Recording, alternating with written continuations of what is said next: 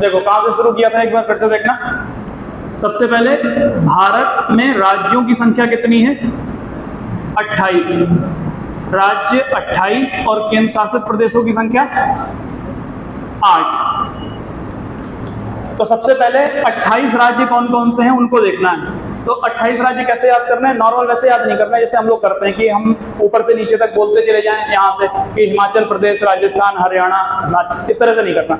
सबसे पहले राज्यों को बांट लेना है। तो ध्यान रखना है किस तरह से राज्यों को बांटेंगे। तो राज्यों के नाम याद करने के लिए राज्यों को बांटना है ताकि हमें ध्यान रहे कौन सा राज्य किस हिस्से में आ रहा है। तो सबसे पहले हम राज्यों के नाम लिखकर उनको बांटे कैसे।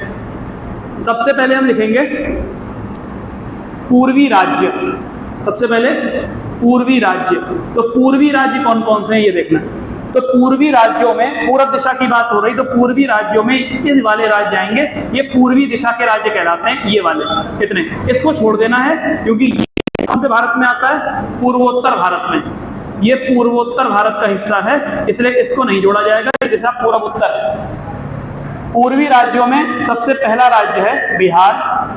बिहार के बाद झारखंड, झारखंड के बाद पश्चिम बंगाल और पश्चिम बंगाल के बाद ओडिशा। ओडिशा। तो राज्यों की संख्या कितनी हो गई? 4। यानी पूर्वी भारत में कितने राज्य शामिल हो गए? 4। अगला दूसरा है पश्चिमी राज्य। पश्चिमी राज्यों में कौन कौन से राज्य आएंगे? तो पहले मैप में देखें पश्चिमी राज्य में कौन कौन से राज्य हैं। तो गुजरात से लेकर ये जो राज्य महाराष्ट्र और फिर गोवा, ये राज्य, ये सब राज्य पश्चिमी भारत का हिस्सा कहे जाएंगे। कौन कौन से? महाराष्ट्र, गुजरात और गोवा।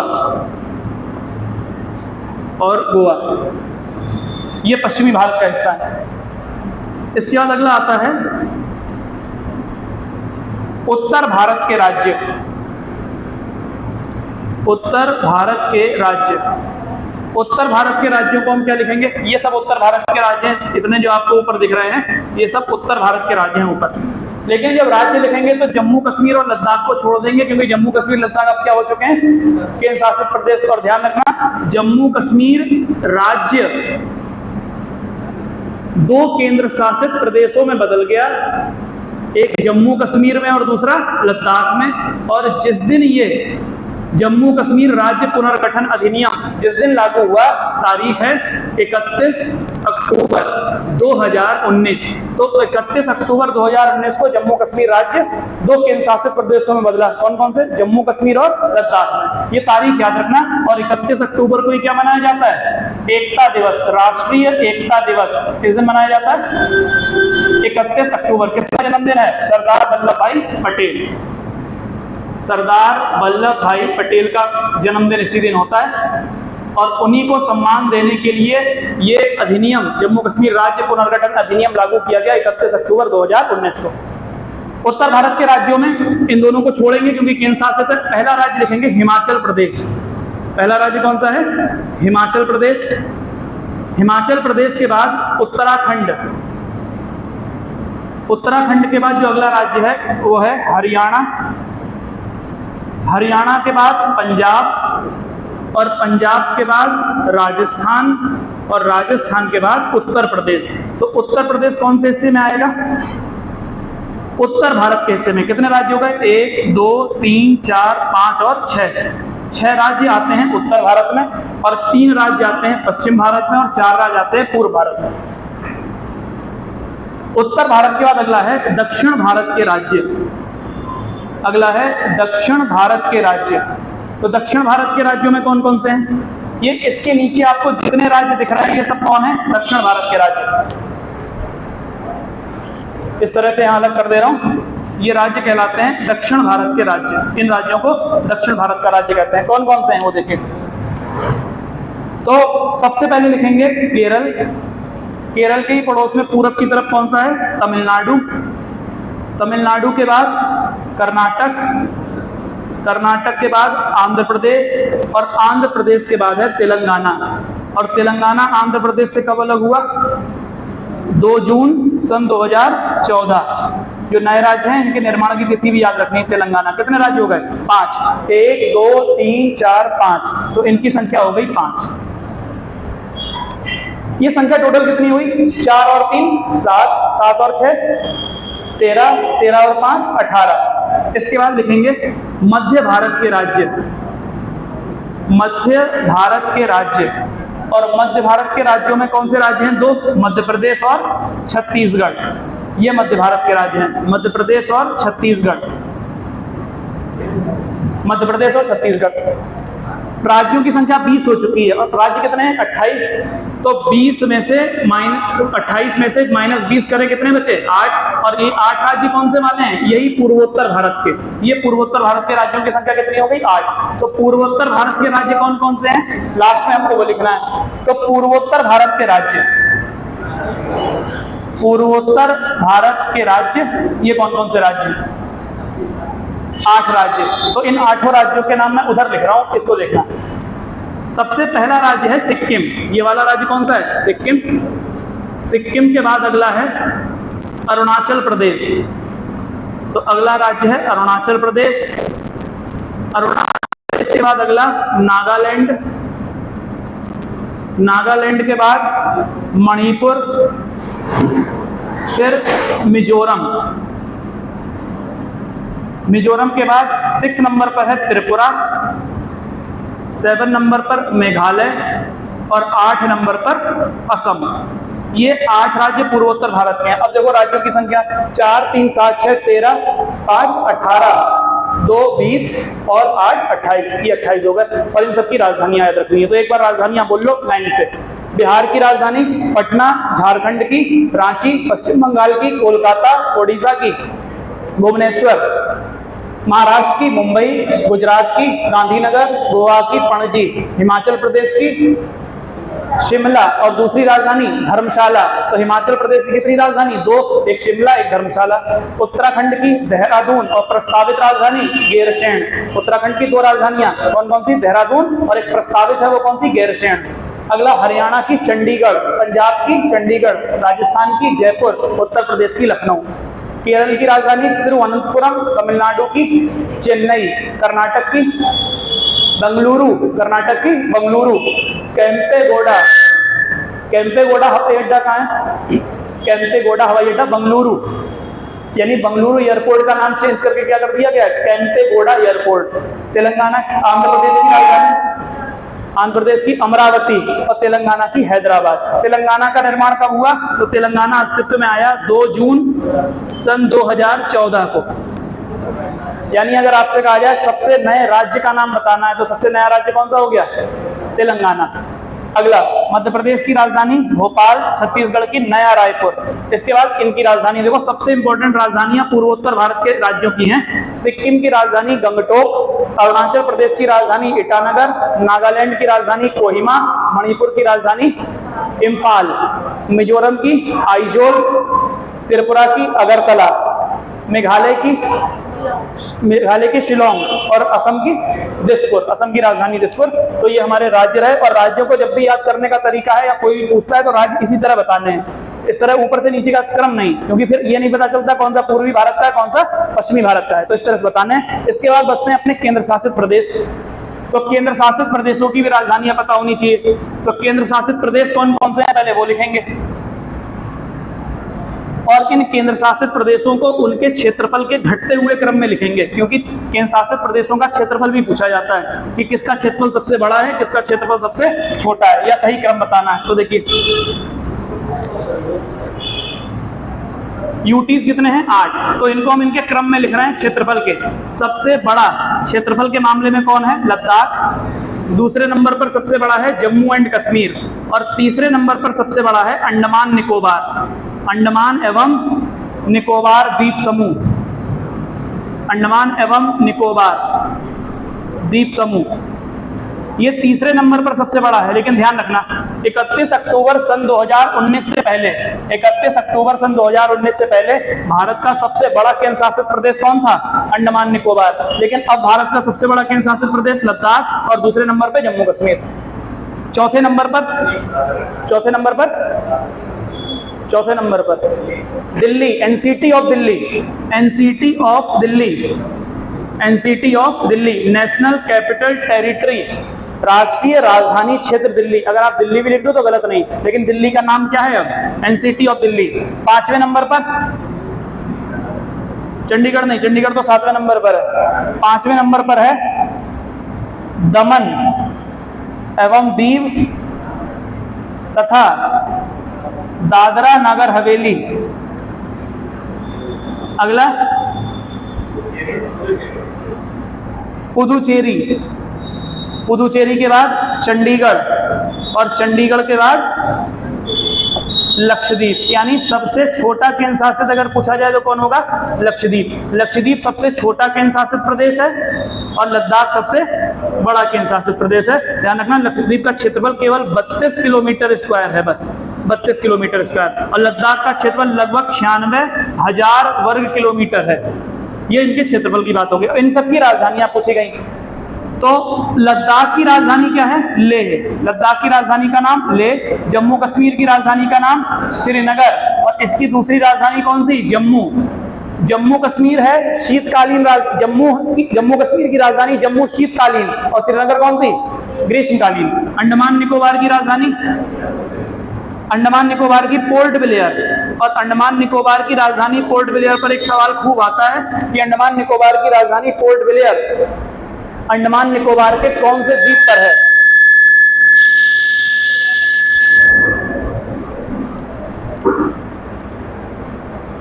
कौन से द्वीप पर है? इसको वहीं रखना ही पड़ेगा, पास में आके ऐसे पकड़ता है। हाँ, तो कौन से द्वीप पर है? तो पोर्ट ब्लेयर अंडमान निकोबार के दक्षिण अंडमान द्वीप का हिस्सा है। कौन से द्वीप का? दक्षिण अंडमान द्वीप का हिस्सा, दक्षिण अंडमान। ध्यान रखना, पूछा हुआ सवाल है। अंडमान निकोबार की राजधानी पोर्ट ब्लेयर कौन से द्वीप का हिस्सा है? दक्षिण अंडमान द्वीप का। अगला, दिल्ली की राजधानी दिल्ली, दमन दीव और दादरा नगर हवेली। ध्यान रखिएगा, जनवरी 2020 से पहले दमन एवं दीव अलग केंद्र शासित प्रदेश था और दादरा नगर हवेली अलग केंद्र शासित प्रदेश था। ये दोनों अलग अलग थे, लेकिन जनवरी 2020 में इनको मिलाकर एक कर दिया गया। तो जब अलग थे तो दमन और दीव की राजधानी क्या थी? दमन। दमन और दीव की राजधानी क्या थी? दमन। और दादरा नगर हवेली की राजधानी का नाम था सिलवासा। लेकिन जब ये दोनों एक ही केंद्र शासित प्रदेश बन गए तो राजधानी हो गई दमन। अब अगर पूछा जाए दमन एवं दीव तथा दादरा एवं नगर हवेली नाम के केंद्र शासित प्रदेश की राजधानी क्या है? दमन। तो सिलवासा क्या है? इस केंद्र शासित प्रदेश का सबसे बड़ा नगर, सबसे बड़ा नगर। ये अब सबसे बड़ा नगर है, अब ये राजधानी नहीं है। राजधानी कौन हो गई? दमन राजधानी। अगर पुदुचेरी की राजधानी पुदुचेरी, पुदुचेरी की पुदुचेरी, चंडीगढ़ की चंडीगढ़, और लक्षद्वीप की कावारत्ती। एग्जाम में बहुत बार रिपीटेड है, लक्षद्वीप की राजधानी क्या है? कावारत्ती।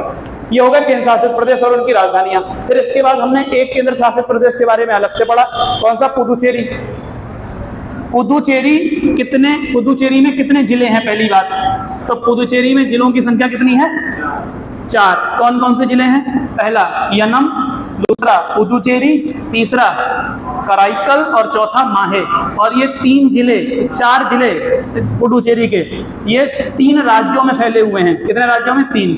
तो जैसे अगर कहा जाए भाई पुदुचेरी कहाँ है केंद्र शासित प्रदेश, तो देखो इस वाले मैप पर एक इसका जिला है यनम नाम का, वो कहां पर है? आंध्र प्रदेश में। आंध्र प्रदेश में यनम नाम का जिला है, यहीं लिख दे रहा हूं।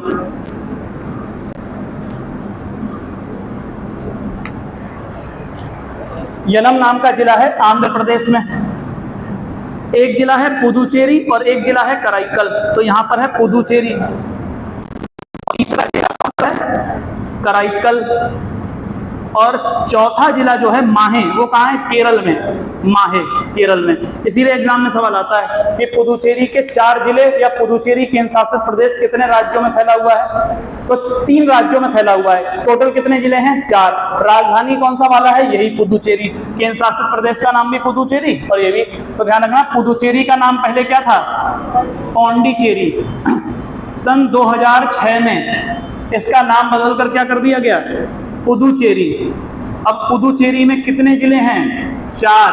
कितने जिले? 4 जिले। तो 4 जिले कौन कौन से हैं? यनम पहला, दूसरा पुदुचेरी के नाम से ही जिला है, तीसरा कराईकल, और कराईकल का एक नाम और है करिकाल। करिकाल कौन से वंश का शासक था? करिकाल चोल वंश का शासक था। करिकाल चोल वंश का शासक था। और करिकाल का शाब्दिक अर्थ क्या होता है? पांव जला व्यक्ति। करिकाल का शाब्दिक अर्थ क्या है? पांव जला व्यक्ति। एंशिएंट हिस्ट्री में सवाल पूछा जाता है कि करिकाल का शाब्दिक अर्थ क्या है? पांव जला व्यक्ति। ठीक, तो देखो, और चौथा जिला कौन सा है? माहे। चौथा है माहे। तो यनम कौन से राज्य में है? आंध्र प्रदेश में। पुदुचेरी और कराईकल कौन से राज्य में है? तमिलनाडु में। और माहे कौन से राज्य में है? केरल में। ठीक, हमने चित्र उल्टा बना दिया इस तरफ के लिए, उधर के लिए बनाना चाहिए था, कोई बात नहीं, जगह नहीं थी तो हमने इधर ही बना दिया। तो इसको ध्यान रखना। इतनी बात हमने पुदुचेरी के बारे में पढ़ी। तो पुदुचेरी कितने राज्यों में फैला हुआ है? 3 राज्यों में। जिले कितने हैं? 4 जिले हैं। इसके बाद भारत का अक्षांशीय और देशांतरीय विस्तार हमने देखा। अक्षांशीय और देशांतरीय विस्तार। तो पहली बात तो यह है, अक्षांश और देशांतर की बात करें तो अक्षांश रेखाओं की संख्या कितनी है? अक्षांश रेखाएं, अक्षांश वृत्त। देखो मैं फिर से बता देता हूं एक बार। अक्षांश वास्तव में क्या होते हैं? अक्षांश वास्तव में पूर्ण वृत्त हैं, यानी वृत्त होते हैं। व्रत होते हैं, ध्यान रखना। अक्षांश वास्तव में क्या होते हैं? व्रत होते हैं। तो अक्षांश व्रत हैं, लेकिन जब आप एक ग्लोब बनाओ तो ग्लोब बनाने पर आपको देखने में क्या लगेगा? इस तरह से। ये अक्षांश खींचे आपने, पृथ्वी पर काल्पनिक रूप से खींची गई क्षैतिज रेखाएं क्या कहलाती हैं? अक्षांश। ये तुम्हें देखने में रेखा लग रहा है, लेकिन वास्तव में ये रेखा नहीं है। वास्तव में क्या है? व्रत है, क्योंकि ये गोला है। पृथ्वी एक गोला, जब पीछे से इस तरह से घूम के आएगा तो ये संरचना कुछ ऐसी बनेगी। तो वास्तव में अक्षांश क्या हो गया? व्रत हो गया। तो अक्षांश में अगर तुमसे कहेगा कि अक्षांश व्रतों की संख्या बताओ, तो अक्षांश व्रतों की संख्या कितनी हो गई? 181। लेकिन अगर कहेगा अक्षांश रेखाओं की संख्या बताओ, तो अक्षांश रेखाएं कितनी हो जाएंगी? 179। कारण समझ लो, क्योंकि उत्तरी ध्रुव पर और दक्षिणी ध्रुव पर तुमको पॉइंट मिलेगा, और पॉइंट या बिंदु एक व्रत होता है, ना कि रेखा। इसीलिए व्रत जितने हैं उसमें से कितना घटा दें? 2 घटा दो तो कितना हो जाएगा? 179। तो इसलिए सवाल एग्जाम में आ जाए अक्षांश वृत्तों की संख्या बताओ तो कितनी बताओगे? 181। अक्षांश रेखाओं की कितनी बताओगे? 179। अब इसमें जो बीच में आपने रेखा खींची इसको कहते हैं 0 डिग्री अक्षांश। कौन सा? 0 डिग्री अक्षांश।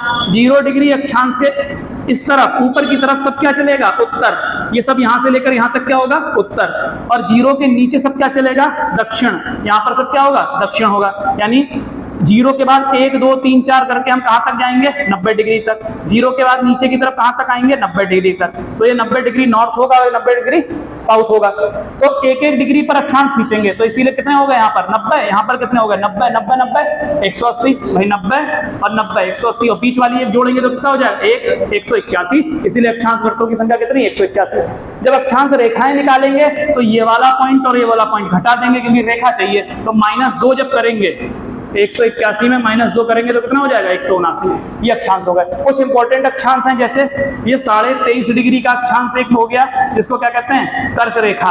कौन सी रेखा? कर्क। और 23.5 डिग्री का जो दक्षिणी अक्षांश है इसको क्या कहते हैं? इसको कहते हैं मकर रेखा। ये 23.5 डिग्री दक्षिणी अक्षांश है। और कर्क रेखा से मकर रेखा के बीच का क्षेत्र क्या कहलाता है? उष्ण कटिबंध। क्या कहलाता है? उष्ण कटिबंध, ट्रॉपिकल जोन कहा जाता है। और सीधी सी बात ध्यान रखना, 2 अक्षांशों के बीच का जो स्थान होता है उसको क्या कहते हैं? जोन या कटिबंध कहते हैं। अब इसी तरह क्या होगा? देशांतर। तो ध्रुवों से ध्रुव को मिलाने वाली रेखाएं क्या कहलाती हैं? देशांतर। तो ये सब क्या है? देशांतर। जो रेखा ध्रुव से ध्रुव को मिला देगी क्या कहलाएगी? देशांतर कहलाएगी। और देशांतर रेखाओं की कुल संख्या कितनी होती है? 360। तो देशांतर कितने होते हैं? 360, क्योंकि वृत्त में एंगल कितने डिग्री का बनता है? 360 का। तो हर 1 डिग्री के एंगल पे खींचा जाएगा तो कितना हो जाएगा? 360। तो देशांतर रेखाएं कितनी हो गई? 360। लेकिन ध्यान रखना, देशांतर वास्तव में क्या है? देशांतर वास्तव में अर्धव्रत होते हैं। उसी तरह अक्षांश वास्तव में क्या होते हैं? व्रत होते हैं। अब देखो, अब हम देशांतरीय और अक्षांशीय विस्तार देखना है, तो यहाँ पे देखो कैसे देखेंगे। इस वाले को मिटा के फिर बना रहा हूं।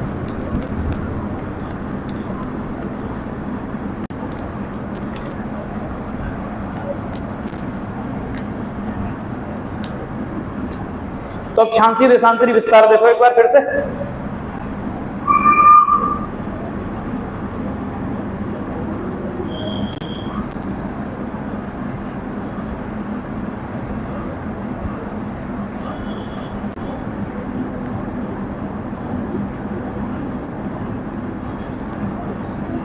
ये देखो, अक्षांशीय विस्तार की बात आएगी तो कौन सी रेखाएं खींचनी पड़ेंगी? अक्षांश रेखाएं। तो एक अक्षांश रेखा ये, एक अक्षांश रेखा यहां से, और कई सारी लाइनें जा रही होंगी, उसी तरह से एक अक्षांश रेखा यहां से जाएगी।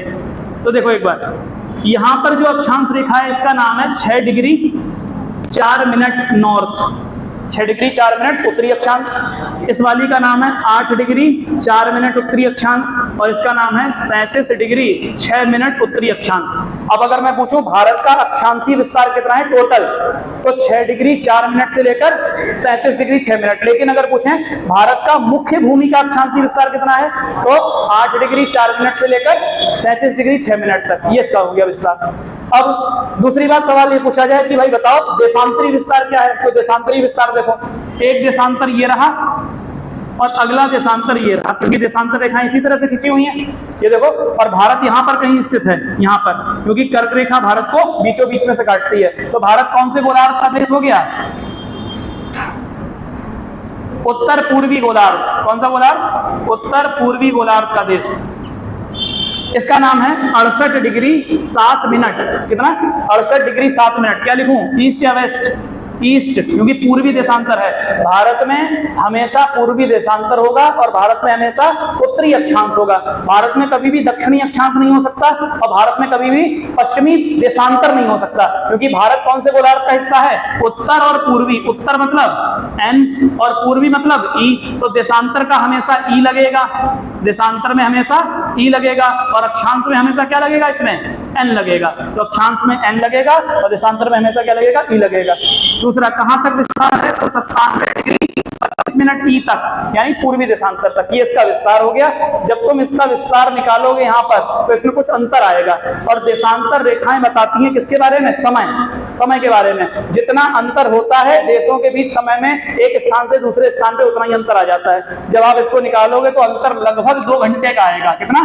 2 घंटे का। इसीलिए कहा जाता है कि जब अरुणाचल प्रदेश में सूर्योदय हो जाता है उसके 2 घंटे के बाद गुजरात में सूर्योदय होता है, क्योंकि गुजरात का समय अरुणाचल के समय से 2 घंटा पीछे माना जाएगा अगर देशांतर के हिसाब से चले। लेकिन भारत ने एक ही मानक समय रेखा मान रखी है, और भारत ने जो मानक समय रेखा मानी है वो कौन सी मानी है? तो भारत ने मानक समय रेखा माना है 82.5 डिग्री। किसको? 82.5 डिग्री पूर्वी देशांतर को। अब देखो यहाँ पर, जैसे मैं इस रेखा को मान लेता हूं 0 डिग्री देशांतर, ये कौन सा मान लेते हैं? 0 डिग्री देशांतर। इसको मैंने मान लिया 0 डिग्री का देशांतर है, और 0 डिग्री का देशांतर ना पूरब होता है ना पश्चिम होता है, ये तो तय करता है कौन पूरब होगा कौन पश्चिम होगा। तो यहां से जब आगे चलोगे तो बताओ 0 1 2 3 4 करके आगे बढ़ते जाओगे, यहां पर 68 वाली लाइन मिलेगी, यहां पर 97 वाली लाइन मिलेगी। तो हमने मानक समय किसको मान लिया? 82.5 को। और 1 डिग्री देशांतर पर जो समय का अंतर होता है, 1 डिग्री देशांतर पर समय का अंतर कितना होता है? 4 मिनट का। कितने मिनट का? 4 मिनट का। ध्यान रखना है इसको। कैसे ध्यान रखोगे? देखो बता दूं एक बार, क्योंकि पृथ्वी अपनी अक्ष पर एक बार में घूम गई तभी तो 24 घंटा होता है। पृथ्वी अपनी अक्ष पर घूमने में कितना समय लेती है? 24 घंटा, लगभग 23 घंटे 56 मिनट, ठीक। लेकिन 24 घंटे मान लो तो 360 डिग्री घूम गई 24 घंटे में, यानी मतलब 1440 मिनट में। तो 1 घंटे में कितना घूम जाएगी? तो कितना? 15 डिग्री घूम जाएगी। देखो कैसे घूमेगी, एक बार इसको कैलकुलेशन को देख लो, फिर वो बातें बड़ी आसानी समझ में आ जाएंगी। तो देखो 360 डिग्री घूमने में समय कितना लगेगा? डिग्री घूमने में समय लग रहा है 24 घंटे का। कितना? 24 घंटे का। और 24 घंटे का मतलब मिनट में कितना हो गया? 1440 मिनट। गुणा कर दो 60 से, कितना आएगा? 1440। अगला, तो 1 डिग्री घूमने में कितना समय लगेगा? 1 डिग्री घूमने में समय लगेगा 1440 डिवाइडेड बाई कितना हो जाएगा? 360। इसको काट दो, कितना आ जाएगा? 4। तो 4 मिनट लगेंगे। इसीलिए 1 डिग्री देशांतर जब आप तय कर लेते, जब पृथ्वी तय कर लेती है तो 1 डिग्री देशांतर में कितना फर्क आ जाता है? 4 मिनट का। अब हमने क्या माना है? 82.5 डिग्री को माना है अपनी मानक समय रेखा। इसीलिए आपको 82.5 डिग्री देशांतर पर समय निकालने के लिए किससे गुणा करना पड़ेगा? 4 से। और जब तुम 82.5 की गुणा करोगे किससे? 4 से, तो तुम्हारे पास आएगा 330 मिनट। कितना मिनट? 330। गुणा करके देखना, तो ये हो गया 5 घंटे और 30 मिनट। 5 घंटे और 30 मिनट। इसीलिए भारत का 0 डिग्री देशांतर से जो समय है वो 5.5 घंटा आगे है। आगे इसलिए है क्योंकि पूरब दिशा है ये, और पूर्व की ओर आने पर समय बढ़ता जाएगा और पश्चिम की ओर जाने पर समय घटता चला जाएगा। तो इसीलिए भारत 0 डिग्री देशांतर पर होने वाले समय से कितना आगे हो गया, 5.5 घंटे आगे हो गया। कितना घंटे आगे है ये, 5.5 घंटे। इसीलिए जब टाइम सेटिंग करते हैं मोबाइल में तो आपके मोबाइल में क्या लिख के आता है, 5:30 GMT, और GMT का मतलब है इस 0 डिग्री देशांतर रेखा का एक अन्य नाम, और वो नाम क्या है, ग्रीनविच माध्य समय रेखा। क्या नाम है, ग्रीनविच माध्य समय रेखा। अब सवाल ये है कि ग्रीनविच क्या है, तो ग्रीनविच लंदन में स्थित है। कहां स्थित है, लंदन में, और लंदन में स्थित एक ऑब्जर्वेटरी का नाम है। किसका नाम है, ऑब्जर्वेटरी का, एक ऑब्जर्वेटरी है उसका नाम है। ठीक, ऑब्जर्वेटरी वो स्थान होता है जहां से ग्रह तारे इत्यादि का अध्ययन किया जाता है, तो ग्रीनविच इसका नाम है। तो ग्रीनविच कौन से देश में है, ब्रिटेन में। कहां, लंदन, ब्रिटेन के लंदन में। तो अब बताओ हमारा समय लंदन के समय से कितना आगे होगा, 5.5 घंटा। यानी लंदन में जब दोपहर का कितना बज रहा होगा, लंदन में जब दोपहर का 12 बज रहा होगा, 12 PM, तब हमारे यहाँ शाम का कितना बज रहा होगा, 5:30 बज रहा होगा। ठीक, ये हो गया 5:30।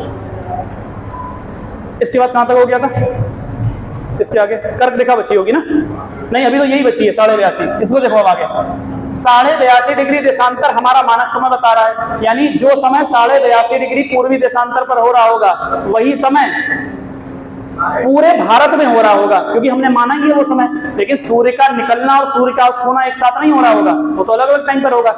जब अरुणाचल में सूर्य निकल चुका होगा, गुजरात में उसके 2 घंटे के बाद निकलेगा। जब यहां पर सूर्य डूब चुका होगा तब गुजरात में सूर्य 2 घंटे के बाद डूबेगा। ये तो चलेगा, क्योंकि समय में कितना अंतर है, 2 घंटे का। लेकिन हमें घड़ी एक रखनी थी पूरे भारत की, इसलिए हमने इस रेखा को अपनी मानक समय रेखा माना। और ये रेखा, अगला सवाल, कितने राज्यों से भारत के होकर गुजरती है, तो ये रेखा भारत के 5 राज्यों से होकर गुजरती है। कौन कौन से, उत्तर प्रदेश, दूसरा मध्य प्रदेश, छत्तीसगढ़, ओडिशा और आंध्र प्रदेश।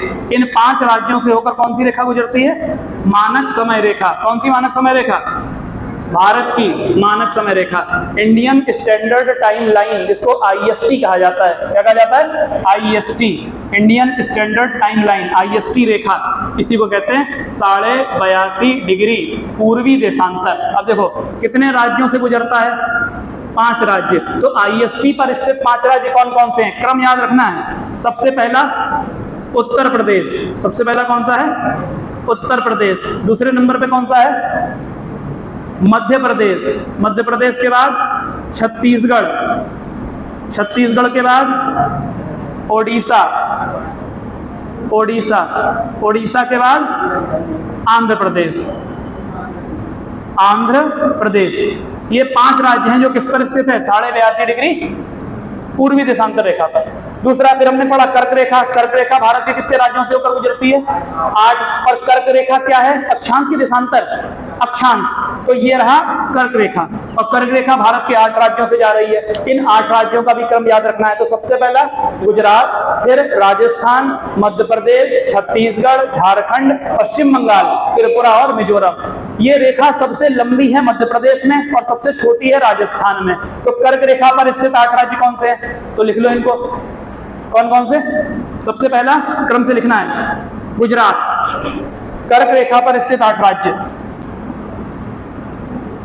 सबसे पहला है गुजरात, क्रम से लिखना है, गुजरात। दूसरा राजस्थान, राजस्थान के बाद मध्य प्रदेश, मध्य प्रदेश के बाद छत्तीसगढ़, छत्तीसगढ़ के बाद झारखंड, झारखंड के बाद पश्चिम बंगाल, झारखंड के बाद आ गया अगला पश्चिम बंगाल, पश्चिम बंगाल के बाद त्रिपुरा, और त्रिपुरा के बाद मिजोरम। तो सवाल यह है, कर्क रेखा पूर्वोत्तर भारत के कितने राज्यों को काटती है, 2।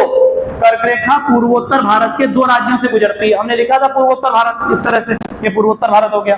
अब जैसे मैं सवाल बदल दूं, मैं कहूं कर्क रेखा पूर्वी भारत के कितने राज्यों को काटती है, अब कितने होंगे, पूर्वी भारत का एक भी नहीं, पश्चिम बंगाल और झारखंड 2 को काटती है। एक झारखंड काटती है, उसको काटती है। दूसरा मध्य भारत के कितने राज्यों को, दोनों, मध्य प्रदेश को भी, छत्तीसगढ़ को भी। पश्चिम भारत के कितने राज्यों को, गुजरात।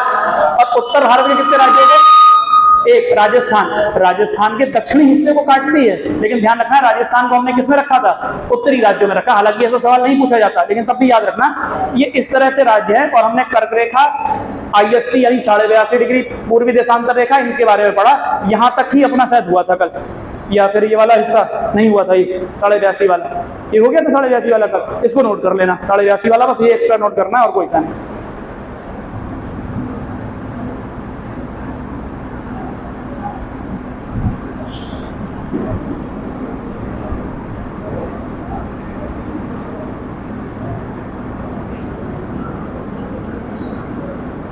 देखो एक बार, अंडमान निकोबार द्वीप समूह की बात करें तो अंडमान निकोबार भारत के द्वीपीय क्षेत्रों में आता है। और अगर स्थिति की बात करें कहां पर है, तो मैप में स्थिति किस तरफ है, बंगाल की खाड़ी में। कहां है, बंगाल की खाड़ी में। यानी भारत के कौन से हिस्से की, पूर्व या पश्चिम, तो कहो पूर्वी हिस्सा। यानी अंडमान निकोबार ये रहा, अंडमान निकोबार का हिस्सा ये है। और इस तरफ कौन है, इस तरफ लक्षद्वीप है। इस तरफ कौन है, लक्षद्वीप। ये अंडमान निकोबार है। इसी अंडमान निकोबार को हमें ये वाला चित्र बनाना है बड़ा, इसको देखना एक बार। तो अंडमान निकोबार में क्या क्या चीजें हैं उनको देखो। तो अंडमान निकोबार में कुछ द्वीप हैं जो कहलाते हैं अंडमान, और कुछ द्वीप हैं जो कहलाते हैं निकोबार। इसीलिए इसका नाम क्या पड़ गया, अंडमान निकोबार। तो अंडमान का 1, 2, तीसरा हिस्सा और ये रहा चौथा हिस्सा, ये चारों अंडमान हैं। इसके बाद इनके बीच में से एक चैनल गुजरेगा, एक सकरा रास्ता, क्या कहलाता है, चैनल। इसका नाम है 10 डिग्री चैनल। क्या नाम है, 10 डिग्री चैनल। और इस 10 डिग्री चैनल के बाद शुरू हो जाते हैं क्या, निकोबार के द्वीप शुरू हो जाते हैं। तो इसका नाम है, जो द्वीप शुरू हुआ इसका नाम है कार निकोबार, दूसरे का नाम है लघु निकोबार और तीसरे का नाम है ग्रेट निकोबार। ये द्वीप इस तरह से हैं। तो देखो, सबसे ये वाला जो उत्तर का है इसको कहते हैं उत्तर अंडमान। क्या कहा जाता है, नॉर्थ अंडमान या उत्तर अंडमान। दूसरे वाले का नाम है मध्य अंडमान, इसका नाम मध्य अंडमान। अगला वाला जो है इसका नाम है दक्षिण अंडमान। ये कौन सा है, दक्षिण अंडमान। दक्षिण अंडमान के बाद ये द्वीप दिया है, इसका नाम है लघु अंडमान। ये कौन सा है, लघु अंडमान। इसके बाद निकोबार में देखें तो कौन सा निकोबार है, कार निकोबार। अगला कौन सा है, लघु निकोबार। और लघु निकोबार के बाद अंत में आता है ग्रेट निकोबार। और इसी ग्रेट को हिंदी में कहते हैं वृहत निकोबार। और ये वही ग्रेट निकोबार द्वीप है जिस पर भारत का सबसे दक्षिणी बिंदु इंदिरा पॉइंट है। इंदिरा पॉइंट इसी कोने पर रहा, यही अंडमान निकोबार का सबसे अंतिम बिंदु है। इस अंतिम बिंदु से, जो ये बिंदु है, इस अंतिम बिंदु से इंडोनेशिया का एक द्वीप है सुमात्रा, उसकी दूरी मात्र कितनी है, 150 किलोमीटर। कितनी है, 150। पूछा हुआ सवाल है एग्जाम में कि ग्रेट निकोबार के अंतिम बिंदु से सुमात्रा की दूरी कितनी है, तो सुमात्रा की दूरी कितनी है, 150 किलोमीटर। अब देखो यहाँ ये द्वीपों के नाम हो गए। इस उत्तर अंडमान का इसके ऊपर एक छोटा सा द्वीप और है, और इस द्वीप का नाम है लैंडफॉल। कौन सा द्वीप, लैंडफॉल द्वीप। लैंडफॉल द्वीप, ये द्वीप कौन सा है, लैंडफॉल। इस लैंडफॉल द्वीप के ऊपर एक द्वीप और है, लेकिन ध्यान रखना वो द्वीप हमारा नहीं है, ये कोको द्वीप है। कौन सा, कोको। और कोको द्वीप किसका है, म्यांमार का। पहले ये द्वीप किसका था, भारत का। भारत के द्वारा ये किसको दे दिया गया, म्यांमार को। और म्यांमार ने वर्तमान में किसको दे रखा है, चीन को। वर्तमान में इस द्वीप पर कौन बैठा हुआ है, चीन। और चीन यहाँ बैठकर सारा नियंत्रण कहां पर रखता है, हमारे इस अंडमान निकोबार द्वीप पर। अब देखो हमारा हिस्सा यहीं तक है, तो देखो यहाँ पर एक बार लैंडफॉल द्वीप और कोको द्वीप के बीच में एक जल संधि है, इसका नाम है कोको जल संधि। कौन सी जल संधि, कोको। तो अगर सवाल पूछ दिया जाए कोको जल संधि किसे अलग करती है, तो कोको जल संधि कोको द्वीप और अंडमान निकोबार को अलग करती है, या कोको द्वीप और लैंडफॉल द्वीप को अलग करती है। मैं आपसे कहूं कि बताओ अंडमान निकोबार के सबसे उत्तरी द्वीप का नाम क्या है, लैंडफॉल। क्या नाम है, और ऑप्शन में लैंडफॉल ना हो तो क्या होगा, उत्तर अंडमान होगा। इसके बाद अंडमान निकोबार की राजधानी कौन सी है, पोर्ट ब्लेयर। पोर्ट ब्लेयर कौन से द्वीप पर है, दक्षिण अंडमान द्वीप पर, यहां पर। अंडमान निकोबार का सबसे बड़ा द्वीप कौन सा है, तो मध्य अंडमान, ये सबसे बड़ा द्वीप है मध्य अंडमान। अब दक्षिण अंडमान और लघु अंडमान के बीच में एक रास्ता है, इस रास्ते का नाम है डंकन मार्ग। क्या नाम है? डंकन मार्ग। ये सवाल पूछा हुआ है, डंकन मार्ग किन दो द्वीपों के बीच में स्थित है? तो दक्षिण अंडमान और लघु अंडमान। 10 डिग्री चैनल किन के बीच में स्थित है? लघु अंडमान और कार निकोबार। इंदिरा पॉइंट कहां पर है? ग्रेट निकोबार। ये हो गया ग्रेट निकोबार पर। ग्रेट निकोबार पर क्या स्थित है? इंदिरा पॉइंट। तो ये ध्यान रखना, इस तरह से हमने इसका विभाजन किया। अब अंतिम बात इसमें यह है, दो ज्वालामुखी द्वीप हैं, दो ज्वालामुखी द्वीप, और दोनों ज्वालामुखी द्वीप कहां पर हैं? इस मध्य अंडमान के पूर्वी हिस्से में, पूरब की तरफ। जैसे मैं ज्वालामुखी द्वीप बनाता हूं, एक ज्वालामुखी द्वीप ये रहा रेड कलर में, एक ये है और एक ये है। इन द्वीपों के नाम हैं, नाम देखना। इस वाले द्वीप का नाम है बैरन द्वीप। कौन सा? बैरन। और इस वाले द्वीप का नाम है नारकोंडम। अब ध्यान क्या रखोगे, बैरन और नारकोंडम दोनों ज्वालामुखी द्वीप हैं। दोनों कैसे द्वीप हैं? ज्वालामुखी द्वीप। लेकिन इसमें कौन सा सक्रिय ज्वालामुखी है? तो बैरन। बैरन द्वीप कैसा है? सक्रिय ज्वालामुखी है, ये सक्रिय है। और जबकि नारकोंडम ज्वालामुखी कैसा है? सुसुप्त है। कैसा है? सुसुप्त ज्वालामुखी। तो अगर पूछा जाए क्या भारत में कोई सक्रिय ज्वालामुखी है, तो है। कहां पर है? बैरन में, यानी बैरन द्वीप है अंडमान निकोबार में। कहां पर? मध्य अंडमान के पूर्व दिशा में। तो ज्वालामुखी द्वीप दो रहे, एक बैरन द्वीप, एक नारकोंडम। सक्रिय कौन सा है? बैरन। और सोया हुआ कौन सा है? नारकोंडम। ये अंडमान निकोबार है। इसका चित्र बना लेना, इसकी बाकी बातें कल करेंगे।